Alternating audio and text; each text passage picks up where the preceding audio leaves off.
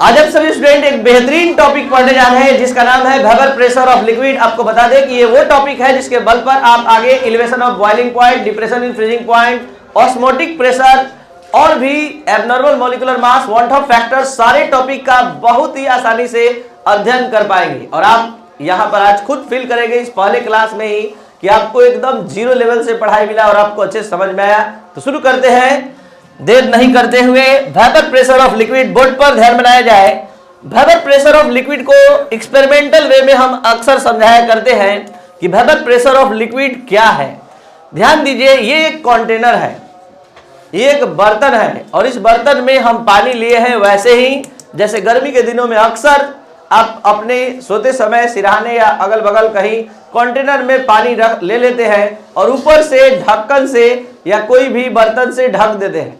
तो आप मॉर्निंग में जब देखते हैं कि उस ढक्कन पर यानी उस कवर किए गए मतलब जो भी आप इंस्ट्रूमेंट लेते हैं उससे उस पर देखते हैं कि पानी का कुछ ड्रॉप सटा हुआ है।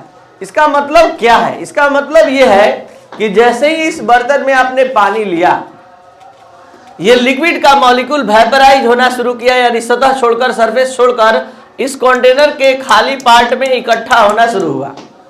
तो यहां पर एक प्रोसेस शुरू हुआ साइंटिफिक पॉइंट ऑफ व्यू से, और उस प्रोसेस का नाम है vaporisation. Liquid converted into vapour, यानी लिक्विड यहां वेपर में यानी गैस में कन्वर्ट हो रहा है। तो इस प्रोसेस को हम लोग साइंस की दुनिया में क्या कहते हैं? वेपराइजेशन। बोर्ड पर ध्यान बनाए रखिए, बहुत ही मजा आएगा पढ़ने में भी। उसके बाद जब कुछ ज्यादा वेपर के मॉलिक्यूल इकट्ठा हो गए तो ये भी ठंडा होकर लिक्विड में कन्वर्ट होने लगा। तो आपको बता दें कि साइंस की दुनिया में जब गैस जब लिक्विड में कन्वर्ट होता है तो उस प्रोसेस को हम कहते हैं कंडेंसेशन, यानी लिक्विड का गैस में बदलना कहलाता है वेपराइजेशन, और गैस का ठंडा होकर लिक्विड में बदलना कहलाता है कंडेंसेशन। आपको बता दें कि कुछ समय और बीतेगा तो यहां पर इस कंटेनर में जिस स्पीड से लिक्विड गैस में कन्वर्ट होगा उसी स्पीड से गैस का कंपोनेंट भी कन्वर्ट, यानी वेपर का भी कंपोनेंट जो है कन्वर्ट हो जाएगा किस चीज में? लिक्विड में। तो हम कहेंगे कि यहां रेट ऑफ वेपराइजेशन और रेट ऑफ कंडेंसेशन सेम हो गया, यानी जिस स्पीड से लिक्विड का मॉलिक्यूल अपने सरफेस को छोड़कर वेपर में जा रहा है उसी स्पीड से वेपर का मॉलिक्यूल ठंडा होकर लिक्विड बदल रहा है। तो हम कहेंगे कि ये जो सिस्टम है, ये जो मतलब सेटअप है, वो पूरा इक्विलिब्रियम स्टेट को अचीव कर गया। तो जब भी आज के बाद बोलेंगे एट इक्विलिब्रियम स्टेट तो आप सभी स्टूडेंट समझ जाएंगे कि बात तब चल रहा है जब rate of vaporisation rate of condensation के इक्वल है। और अब आप वेपर प्रेशर का डिफिनेशन समझने के लायक हो चुके हैं। क्या है वेपर प्रेशर? तो at equilibrium state the pressure exerted by the molecules of vapour at the surface of liquid is called vapour pressure, यानी इक्विलिब्रियम स्टेट में वेपर फेज के मॉलिक्यूल के द्वारा लिक्विड के सरफेस पर जो प्रेशर एक्सर्ट किया जाता है उसी प्रेशर को हम क्या कहते हैं? Vapour pressure. तो आप अभी सुन रहे थे वेपर प्रेशर ऑफ लिक्विड के बारे में सारा कॉन्सेप्ट। आपको बता दें कि ये एक लिक्विड है, सॉल्यूशन नहीं है। सॉल्यूशन तो तब होता है जब कम से कम दो कंपोनेंट प्रेजेंट होते हैं। तो अब हम इसमें सॉल्यूट मिलाने जा रहे हैं और बनाने जा रहे हैं सॉल्यूशन। तो जैसे ही हम सोचे कि अब हम इसको सॉल्यूशन बनाएंगे तो यहाँ दो पॉसिबिलिटीज अराइज हो गई। मतलब दो तरह का सॉल्यूट होता है, एक होता है वोलेटाइल और एक होता है नॉन वोलेटाइल। तो यहाँ पर आप सभी स्टूडेंट ध्यान देंगे। अभी पहले हम अगर वोलेटाइल सॉल्यूट ऐड करेंगे, पहले केवल बी का कंपोनेंट इसमें था और अब ए का भी आ गया, तो आप सभी स्टूडेंट समझ पाएंगे कि यहाँ पर दो तरह के जब कंपोनेंट है तो वेपर फेज में भी दो तरह का कंपोनेंट मिलेगा, ए का भी मिलेगा और बी का भी मिलेगा, ए का भी मिलेगा और बी का भी मिलेगा। तो जब दोनों कंपोनेंट मिलेंगे तो दोनों के कंपोनेंट वेपर फेज में जब मिलेंगे तो निश्चित है कि दोनों प्रेशर एक्सर्ट करेगा। तो यहाँ पर जो टोटल वेपर प्रेशर होगा वो दोनों के पार्शियल वेपर प्रेशर पर डिपेंड करेगा। तो आपको बता दें कि यहाँ से आगे जब हम सॉल्यूशन बनाएंगे और तब वेपर प्रेशर का स्टडी करना चाहेंगे तो इसके लिए आज अलग से आप सभी स्टूडेंट को Dalton's law of partial pressure का कॉन्सेप्ट का जरूरत पड़ेगा। तो Dalton's law of partial pressure क्या है, ध्यान से समझ लीजिए। Dalton's law of partial pressure, ये है एक कंटेनर ए और ये है एक कंटेनर बी और ये है कंटेनर सी, ठीक है। ये तीन कंटेनर लिया गया है ए बी सी, जिसमें तीन तरह के गैसेस है। इसमें गैस ए है, इसमें गैस बी है, ठीक है, और इसमें गैस सी है। अब इस तीनों को उलट दिया गया एक बड़े से कंटेनर में, एक बड़े से कंटेनर में, और इसमें गैस ए भी है, बी भी है और सी भी है, ठीक है। गैस ए, गैस बी और गैस सी, तीनों गैस अवेलेबल है। तो यहां डाल्टन का कहना है कि 2-3 गैस को जब हम एक साथ मिक्सअप कर देते हैं, जो टोटल प्रेशर बनता है यहां, वो प्रत्येक गैस के पार्शियल प्रेशर के सम के इक्वल होता है। इसका पार्शियल प्रेशर हमने पीए मान लिया, इसका पीवी मान लिया और इसका पीसी। तो Dalton law of partial pressure के अकॉर्डिंग पीटी इक्वल हो जाएगा PA plus PV plus PC, यानी according to Dalton law of partial pressure the total pressure of mixture of non reacting gas is equal to the sum of partial pressure of each gas. तो आप जितना हम statement बोले उतना ध्यान में रखने का जरूरत नहीं है, केवल एक लाइन ध्यान में रखने का जरूरत है, पीटी इक्वल पीए प्लस पीवी प्लस पीसी, ठीक है। तो आप ही बताइए, आप जो अब सॉल्यूशन बनाने जा रहे हैं, आप जो सॉल्यूशन यहां बनाने जा रहे हैं, इस सॉल्यूशन में 2 कंपोनेंट केवल आएंगे। पहले से आपने लिक्विड बी को लिया, यानी सॉल्वेंट को लिया, और सॉल्वेंट को हमने बताया है कि पूरे चैप्टर में बी से हम रिप्रेजेंट करेंगे, अब समझ जाइएगा। और अब इसमें हम वोलेटाइल सॉल्यूट ऐड कर रहे हैं। तो वोलेटाइल सॉल्यूट जब ऐड करेंगे तो आप ही बताइए, यहां पर वेपर फेज में ए का भी कंपोनेंट होगा, बी का भी होगा, ए का भी होगा, बी का भी होगा। तो दोनों प्रेशर डालेगा, और जब दोनों प्रेशर एक्सर्ट करेगा तो इसके प्रेशर पार्शियल प्रेशर को हम रिप्रेजेंट कर रहे हैं पीए से, और इसके पार्शियल प्रेशर को हम रिप्रेजेंट कर रहे हैं पीबी से। तो अगर हम Dalton law of partial pressure को फॉलो करेंगे तो बताइए, जो टोटल प्रेशर होगा सॉल्यूशन का वो पीएस अगर है पीटी के जगह पर, तो पीएस इक्वल क्या हो जाएगा, पीए प्लस पीवी। तो आप सभी स्टूडेंट ध्यान से समझेंगे, when volatile solute is added to make a solution, then total vapor pressure of solution depends upon partial vapor pressure of solute and partial vapor pressure of solvent, because both components are present in the vapor phase. Therefore, total vapor pressure of solution is equal to the sum of partial vapor pressure of solute and partial vapor pressure of solvent. यानी पूरे solution का जो vapour pressure होगा वो solute और solvent के partial vapour pressure के सम के इक्वल होगा, जो हमने यहां लिख दिया। अब था ये 11th का ये पोर्शन, जिसके मदद से हम पीएस इक्वल पीए प्लस पीवी लिख पाए। अब इस 12th क्लास के इसी चैप्टर में पढ़े जाने वाला एक टॉपिक है जिसका नाम है राउल्ट्स लॉ। तो यहां पर राउल्ट्स लॉ का हम हेल्प ले रहे हैं। अकॉर्डिंग टू राउल्ट्स लॉ, तो राउल्ट्स लॉ क्या सिखाता है, जो हमने पूछा भी इस क्लास में भी जस्ट।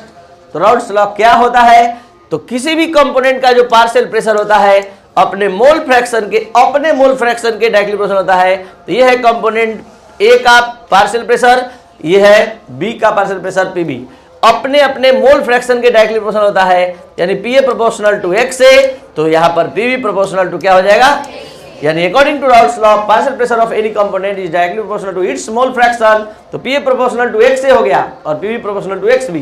प्रोपोर्शनल का साइन हटते ही यहां पर हो गया पी नॉट ए एक्स से, ये हो गया आपका इक्वेशन नंबर 2, और यहाँ पीवी इक्वल हो गया P naught B X B. तो आप सभी स्टूडेंट यहाँ पर पीए और पीवी का मान प्राप्त कर लिए, putting the value of equation 2 and 3 in equation first, then PS equal finally we get क्या हो जाएगा, P naught A X A plus P naught B X B. तो ये था आपका when volatile solute is added to make a solution, then total vapor pressure of solution is equal to the sum of partial pressure of solute and partial vapor pressure of solvent। पूरा final result आपको मिल गया। और अब हम दूसरे round में प्रवेश कर रहे हैं। when non volatile solute is added to make a solution, तो यहां पर आप सभी स्टूडेंट अब ध्यान लगाएंगे कि सेकेंड के लिए ये आपका सॉल्वेंट है, और सॉल्वेंट के कंपोनेंट बी है, और अब आप इसमें क्या मिला रहे हैं, नॉन वोलेटाइल सॉल्यूट मिला रहे हैं। और नॉन वोलेटाइल सॉल्यूट एक ऐसा सॉल्यूट होता है जो वेपराइज। तो आप ही बताइए, यहां पर अगर वेपर फेज में कोई अगर कंपोनेंट होगा तो कौन सा होगा, तो बी होगा। तो बी का ही केवल कंपोनेंट प्रेशर एक्सर्ट करेगा। तो जो टोटल वेपर प्रेशर होगा पीएस वो केवल सॉल्यूट के पार्शियल प्रेशर पर डिपेंड करेगा कि केवल सॉल्वेंट पर, कि दोनों पर, केवल सॉल्वेंट पर। मतलब पीएस इक्वल क्या लिखना चाहिए, पीवी। अब अलग से बताइए, अकॉर्डिंग टू राउल्ट्स लॉ आपने क्या सीखा, PV proportional to X B, और यहाँ पीवी फाइनली वी गेट क्या हो जाएगा, PV equal P naught B X B. कहां से आई है? राउल्स लॉ से। तो यहां पर इस इक्वेशन 2 के वैल्यू को इक्वेशन 1 में पुटअप करेंगे तो फाइनली हम लोग को क्या मिला? P S equal P naught B X B, equation number 3। Board पर ध्यान दीजिए। और अब यहां पर according to definition of mole fraction, according to definition of mole fraction, तो मोल फ्रैक्शन के डिफिनेशन के अकॉर्डिंग आप अलग से क्या पढ़े हैं? X A plus X B equal 1, then X B equal क्या हो गया? 1 minus X A, 1 minus X ए। और ये इक्वेशन नंबर 4 हो गया। इक्वेशन 4 के वैल्यू को इक्वेशन 3 में रखे तो हमें क्या मिलेगा? देखा जाए क्या मिलेगा? P S equal P naught B, और यहां पर हो गया 1 माइनस एक्स ए। अब हम इसमें मल्टीप्लाई करेंगे दोनों को एक साथ, ये हो गया पी नॉट बी एक्स ए। और अब ये माइनस में है, अगर इधर आएगा तो क्या हो जाएगा? प्लस में, तो पी नॉट बी एक्स ए। अब यहां पर P naught B minus P S हो गया। और फाइनली हम लोग गेट कर लिए x A equal P naught B minus P S by P naught B. हम आपको ये दिखाना चाहते हैं कि आज तक आप लोग मोल फ्रैक्शन को मोल के टर्म में पढ़े थे, आज यही मोल फ्रैक्शन पूरा का पूरा प्रेशर के टर्म में आ गया। लेकिन शर्त है कि ये तब आएगा जब सॉल्यूट क्या होगा? Non volatile. तो अब आप सभी स्टूडेंट इस पूरे कॉन्सेप्ट को 2 मिनट में जैसे आप लिख पाएंगे क्लास नोट्स में, वैसे आप अब देखने जा रहे हैं ताकि आपको कोई भी प्रॉब्लम ना हो और कुछ भी चीज रटना ना पड़े। Weber pressure of liquid at equilibrium state, the pressure exerted by the molecules of Weber, the molecules of liquid या और Weber phase, sorry, the molecules of Weber phase at the surface of liquid is called Weber pressure of liquid. When a solute is added, board पर ध्यान देंगे, यहाँ पर आप main concept अब पढ़ने जा रहे हैं क्योंकि सॉल्यूशन बनाने जा रहे हैं और सॉल्यूशन बनाने के लिए सॉल्यूट ऐड करना होगा। सॉल्यूट ऐड करने संबंधित 2 कंडीशन है, when solute is volatile और when solute is non volatile. So when a solute is added to into the liquid or solvent to make a solution, there are 2 possibilities arises. When solute is volatile, when solute is non volatile. So when volatile solute is added, तो when volatile solute is added to make a solution or liquid, ठीक है? तो यहाँ पर then the molecules of solute and solvent vaporizes and occupy the vacant space of the container. ठीक है? Therefore, Weber pressure of solution depends upon partial Weber pressure of solute and partial Weber pressure of solvent. तो total Weber pressure of solution is equal to the sum of partial Weber pressure of solute and partial Weber pressure of solvent. That is PS equal क्या हो गया? PA plus PB। और अब Raoult's law से आप क्या सीखे? PA proportional to XA और PB प्रोपोर्शनल टू XB। तो ये PA इक्वल हो गया P नॉट XA और ये PB equal P not BXB, दोनों का वैल्यू उठाकर रख दिए। फाइनल हम लोग गेट कर लिए यहाँ पर when volatile solute is added to make a solution, then PS equal P naught XA plus P naught B XB। और अब when non volatile solute is added, then यहाँ देख सकते हैं क्या कॉन्सेप्ट है? then only solvent molecules are present in vapor phase, therefore the total vapor pressure of solution is equal to the partial vapor pressure of solvent।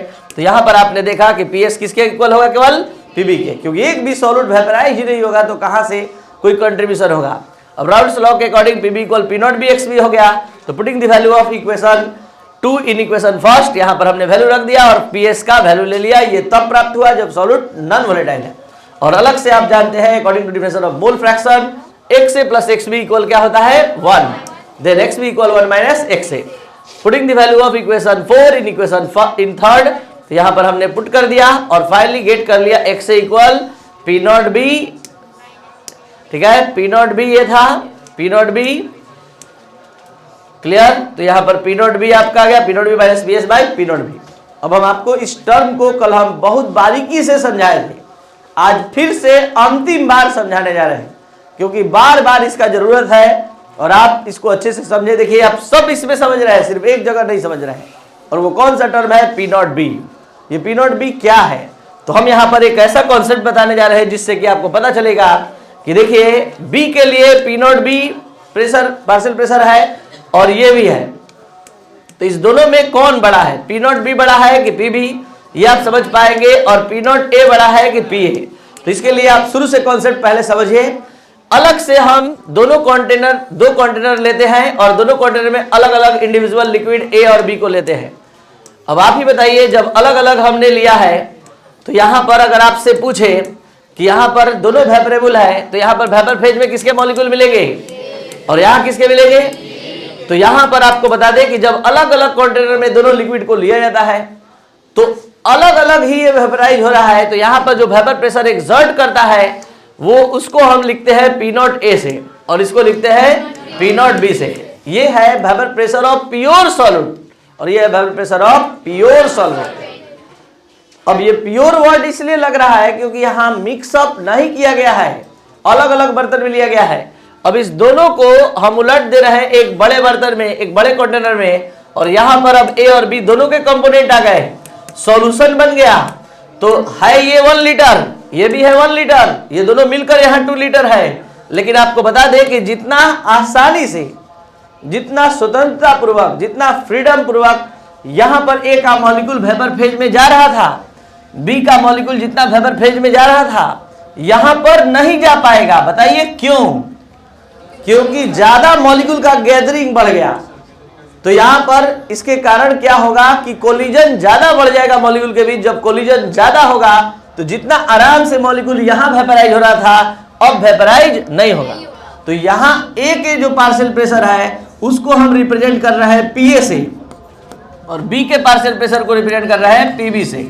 तो यहां पर आपको समझना चाहिए ये भी ए का ही प्रेशर है और ये भी ए का ही प्रेशर है, लेकिन दोनों में डिफरेंस क्या है? ये सॉल्यूशन स्टेट में है और ये मतलब प्योर स्टेट में है। प्योर स्टेट मतलब इंडिविजुअल लिक्विड को लिया गया है। तो यहां पर पीए और P0A में कौन बड़ा? P0A और यहां पर P0B। तो ये कॉन्सेप्ट एकदम क्लियर होना चाहिए, तभी आप आगे समझ पाएंगे, क्योंकि आगे जो हम मैथमेटिकल कॉन्सेप्ट देने जा रहे हैं वो इसी पर बेस्ड है।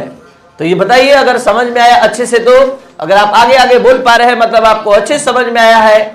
ये हम एक कंटेनर लिए और यहां हम लिक्विड बी को केवल लिए हैं। तो बताइए यहां जो वेपर प्रेजेंट होगा उसके कारण जो प्रेशर एक्सर्ट होगा उसको हम पीबी लिखेंगे कि P0B लिखेंगे?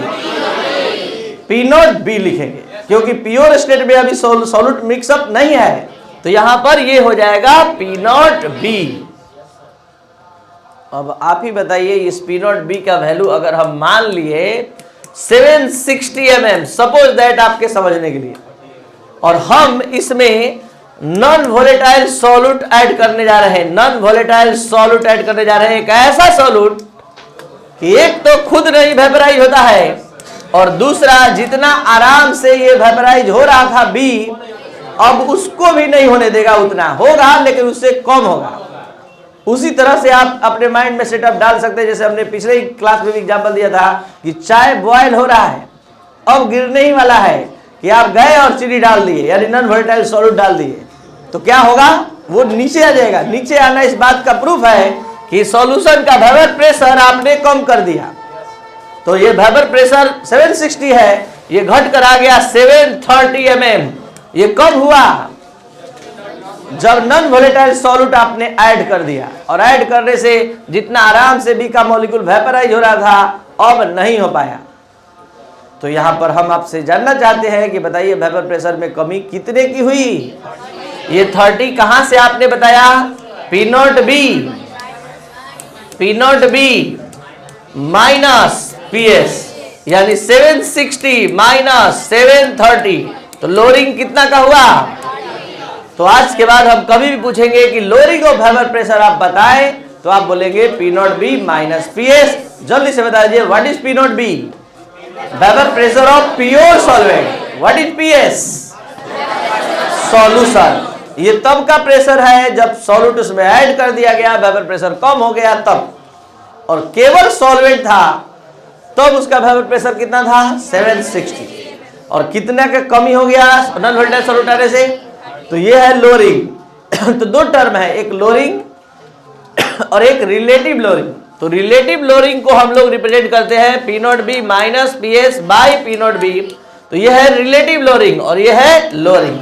तो आपका जो मेन टर्म आके रुका हुआ था वो यहीं पर रुका हुआ था। आप इसको अब ही इंग्लिश लैंग्वेज या हिंदी लैंग्वेज में कन्वर्ट कर सकते हैं। किसी भी सॉल्यूशन का जो रिलेटिव लोअरिंग होता है वेपर प्रेशर का, वो हमेशा सॉल्यूट के मोल फ्रैक्शन के क्या होता है? इक्वल होता है। लेकिन कंडीशन अप्लाइड है, कि when non-volatile solute is added to make a solution, then mole fraction of solute is equal to relative lowering of vapor pressure. तो ये था आपका आज का क्लास, जिसमें आपने जाना कि लोअरिंग ऑफ वेपर प्रेशर का फॉर्मूला होता है P not be minus P S, lowering relative lowering of vapour pressure का फॉर्मूला होता है P not be minus P S by P not be, और ये हमेशा किसके इक्वल होता है? मोल फ्रैक्शन के।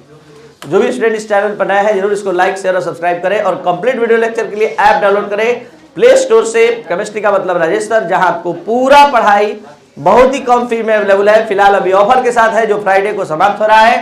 अब आपका ऑनलाइन क्लास का फी 1500 होने जा रहा है, यानी 1500 अगर आप ऑनलाइन पढ़ेंगे, किसी भी फॉर्म में लेंगे, अगर सिर्फ आप लेते हैं ऑनलाइन प्लेटफॉर्म केवल रिकॉर्डेड वीडियो तो 1500, अगर आप रिकॉर्डेड के साथ लाइव लेते हैं तो 1500 प्लस 1500 यानी 3000 आपका फी हो गया आज से, यानी फ्राइडे से।